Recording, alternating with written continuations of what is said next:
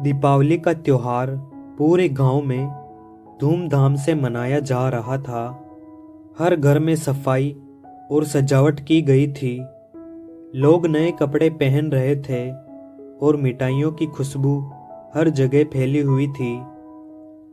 रामू, जो कि गांव का एक गरीब किसान था, हर बार की तरह इस बार भी सोच में डूबा हुआ था कि उसके पास लक्ष्मी पूजन के लिए क्या होगा। उसने सारी कोशिशें की थी, पर साल भर की मेहनत के बाद भी वो मुश्किल से 2 वक्त की रोटी जुटा पाता था। रामू का एक ही सपना था कि उसकी मेहनत को सम्मान मिले और उसके परिवार के दिन फिरे। उसे हमेशा विश्वास था कि एक दिन उसकी किस्मत बदलेगी। दीपावली की शाम रामू ने कुछ विशेष करने की ठानी। वो सोच रहा था कि आखिर किस्मत कैसे बदलेगी। तभी उसके दादा की कहानियां उसे याद आई। उन्होंने बताया था कि सच्चे दिल से मांगी गई प्रार्थना का फल जरूर मिलता है। उसने अपनी पतिव्रता पत्नी सुमन से कहा, भगवान से सच्चे मन से धन की कामना करेंगे। सुमन ने अपने पति का हौसला बढ़ाया और कहा, रामू, हमारी मेहनत कभी बेकार नहीं जाएगी।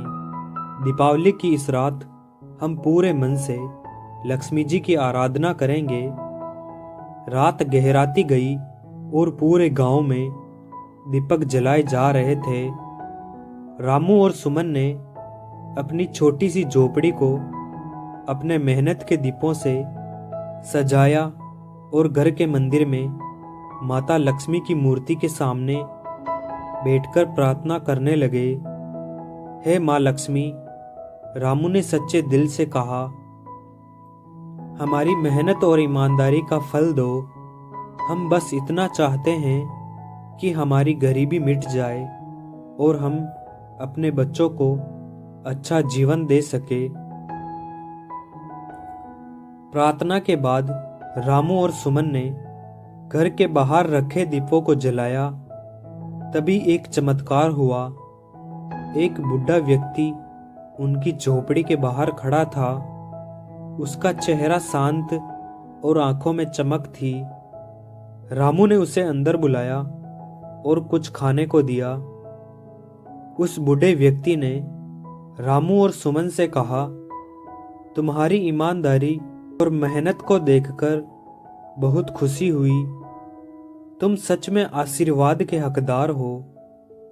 मैं तुम्हारे लिए एक उपहार लेकर आया हूँ। उसने अपनी झोली में से एक थैली निकाली और रामू को दे दी। रामू और सुमन ने उसे धन्यवाद कहा, पर उन्हें यह समझ नहीं आ रहा था कि उस थैली में क्या है। बूढ़ा व्यक्ति बिना कुछ कहे चला गया। जब रामू ने थैली खोली तो वो हैरान रह गया। थैली में चांदी के सिक्के और सोने के आभूषण थे। रामू की आंखों में खुशी के आंसू आ गए। ये उसकी मेहनत और ईमानदारी का फल था। सुमन ने थैली को हाथ में लेकर माता लक्ष्मी को धन्यवाद दिया। उसके बाद रामू ने उस धन का उपयोग सही तरीके से किया। उसने सबसे पहले अपनी खेती में सुधार किया और अगले साल अच्छी फसल उगाई। धीरे धीरे उसकी स्थिति सुधरने लगी और अब वो गांव का सम्मानित व्यक्ति बन गया। इस दीपावली ने रामू को यह सिखाया कि सच्चे मन से की गई मेहनत और ईश्वर पर विश्वास का फल जरूर मिलता है।